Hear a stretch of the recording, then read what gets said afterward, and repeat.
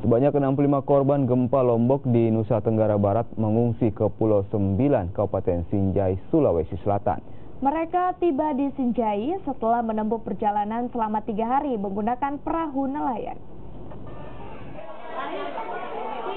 Kepala Kepolisian Resort Sinjai, Sulawesi Selatan, AKBP Ardiansyah menyerahkan bantuan berupa beras, mie instan, minyak goreng, dan sejumlah bahan pokok lain untuk korban gempa yang mengungsi di Pulau Sembilan, Kabupaten Sinjai, Sulawesi Selatan. Sebanyak 65 korban gempa Lombok tiba di Sinjai pada Sabtu lalu. Dengan menumpang menggunakan perahu nelayan, mereka mengungsi ke Pulau Sembilan lantaran rumah mereka rusak parah akibat gempa. Sebagian di antara pengungsi merupakan anak-anak. Korban gempa mengaku memilih mencari keluarga di Sinjai untuk bermukim sementara waktu dan kini tinggal di rumah penduduk di Desa Buhung Pitue. Ada laki-laki, perempuan, termasuk juga anak kecil. Dan waktu tempuh perjalanan mereka dari Lombok ke Kabupaten Sinjai kurang lebih 3 hari 3 malam.